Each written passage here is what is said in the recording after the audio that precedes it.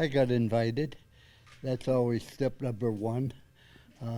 Number two just brings back a lot of memories.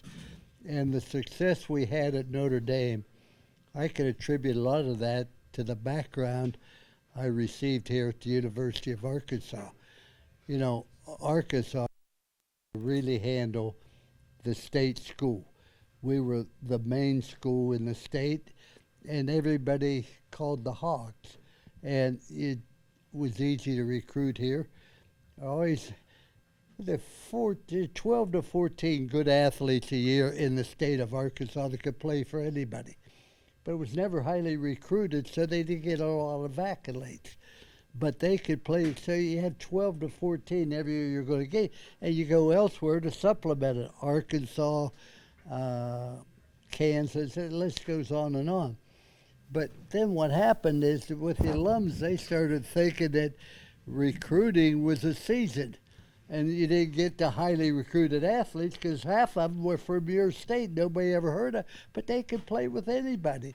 And that really made it difficult, particularly with the media trying to say, well, we didn't win. Well, we did on the field, but that wasn't as important because you had 2 seasons and you had to win. But when I went to the University of Notre Dame, it was very similar to Arkansas, except we were a national school.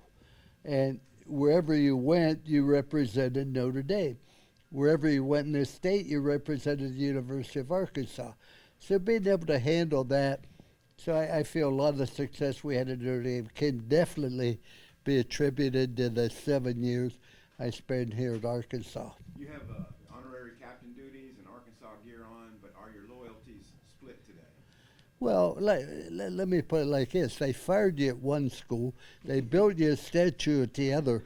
Who do you think you would really cheer for?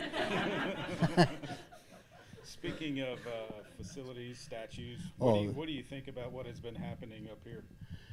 I just look at this, what they've done here. This is fantastic. And it's amazing what money can do. And I think it a great asset to to Arkansas is Walmart, because it's built this area, and it's just beautiful. When you look at the facilities here coming in, you have to be impressed with everything that's going on. And I follow Arkansas, and I cheer for Arkansas every week, but that's the first time I've ever played Notre Dame. But I love the Hogs. Woo Pig Suey, you know, he said as well as anybody. But it was just very, very special. And 3 of my children graduated from high school here, and they called this home. And this was home. This is where we're going to spend the rest of our life. But then it just didn't work out that way. But Skip always said to me, you want to make God laugh, you tell him what your plans are. So he had a plan for us, and he led us in the right direction. Your 77 team here, how special does that sit in your heart, your first team? Oh, it's very, very special. And I tried to compare the great athletes at Notre Dame with the great athletes at Arkansas. And they come out pretty comparable. You know, you want to talk about Dan Hampton, and Jimmy Walker never got all the credit, but he was a great player. Gary Anderson, Ron Calcagney, Kevin Scanlon. I mean, these are great competitors. You know, we were blessed. We had good athletes, but they were also good people. And I am proud of Notre Dame in this one respect, that they started to lose lads that's now Holtz as heroes, but they take care of the athletes after they leave. They stay in touch with them. They build them. And when a player dies, they assign a player to that family to make sure they have the academic utensils, but more importantly, to make sure their children understand how special their father was, what a good person he was, and they have a legacy to live on.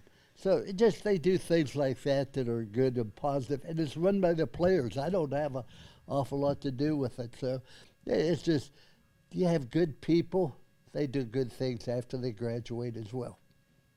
How many times have you been back? How long has it been since you've been back? Second time. First time I came back, Skip was coaching at Louisiana Tech. Louisiana Tech. Was it Louisiana Tech? He came here and he lost by 1 point or something late in the game. He had the thing won, and that's when the officials. I always had trouble with the officials, but it's part of the game. I'm more patient with the officials now that I'm out of it, but it's That was the 2016 game, right? yeah. Coach was inducted in the Hall of Honor that weekend. That's right. What does it mean to you to have former players want you back up here? I mean, Arkansas players to get you back here for this game. It convinces me that the toughness that we showed as a coach and showed up as a player will show up now in their senior years, the same things. But, as a coach, you don't say, well, is this popular? What are the players going to think? You do what you feel in your heart is right and proper. We had 3 rules. The do-right rule, which everybody in Arkansas knows, the do-right rule, that was led to the Orange Bowl. And just be the very best you can be. Not everybody be a student, not everybody be all conference, but everybody can be the best. And let's show people we genuinely care. And you do that in a lot of different ways. And you show players you care by having good standards. And the greatest mistake that people make in a leadership role is they want to be well-liked, they want to be popular. And so they lower the standards to keep people happy. And that's the greatest disservice you can do to somebody, is not to believe in their greatness or believe in the different things they can achieve. And we always had a dream and a goal with the players. And I believe in the players sometimes more than they believe in themselves, but they don't understand that till after they leave and they find out that the same rules you had as a football player will work as a husband, as a father, as a businessman, etc. It isn't real complicated. I was in the lower third of my high school class. I mean, I don't feel like I have many answers, but in my heart, I know how I feel about setting standards for people. And then you don't say, if you don't reach these, you're gone. You say, I'm going to show you how to reach them, but you don't ever lower the standard. And that's true at Notre Dame, it's true at Arkansas. Did you ever think you'd see this matchup get played?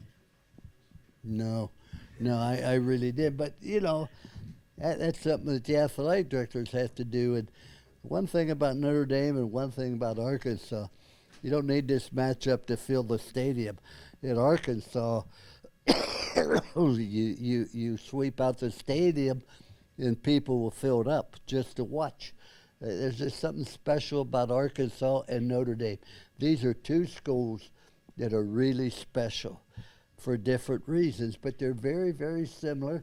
One's a national school, and one is just the best state in the country.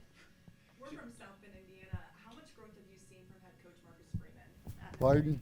How much growth have you seen from head coach Marcus Freeman as his head coaching career at Notre Dame? Oh, I think Marcus Freeman, I talked to him a couple times. I usually talk to a coach when they lose. They don't need me when they win. All the alums are telling them how great they are. But when they lose is when I like to talk about, and I offer my opinion. I never offer advice. Advice said this is what you ought to do. Opinion said this is what I feel, and here's what I had and why I chose, and now you go do what you want. But I think Marcus Freeman is a great person, a great coach, and is really coming along. And experience makes you a better coach. You're going to lose sometimes. You don't want to, but the alums make it so distasteful you don't want to lose again. But I also am very impressed with what Arkansas has done. When the coach came here, Coach Pittman, I think it is, from Georgia, I followed Arkansas. I followed Arkansas since the days I left here, and I'll follow it to the day I die. And 3 of my children call this home. Can Arkansas compete for a college football playoff spot in the current climate with the portal and all this, the new things? Yeah, I definitely think it can. Say the first thing you do, you eliminate the ceiling. You eliminate the negative. Yeah, these are liabilities, but we also have some great assets that nobody else has for it. And while we're on it, I think that the transfer portal is terrible. I think you ought to be able to transfer one time after your sophomore year, one time. And I think the nil is bad also. Let's go back and let's educate ourselves a little bit now. Why did we have athletics in college? Because at one time, the Ivy League had the biggest stadiums, Yale, Harvard, etc. They had college football because it's a great learning lesson. I learned more in the military than I ever learned in a college classroom. I learned more on a football field than I ever learned in a college classroom. But they had athletics because a great lesson in teamwork and self-confidence, perseverance, and working together. And that's why it came. And we've lost all that with the money. And you talk to Nick Saban, and Nick Saban went to Kent State where I did. And we're both born in West Virginia, incidentally. But when he lost in a playoff game, so he had a team meeting. And he said at the team meeting, they wanted to talk about what they had to correct. They came so close, and all the players wanted to talk about was playing time, amount of money they're going to get.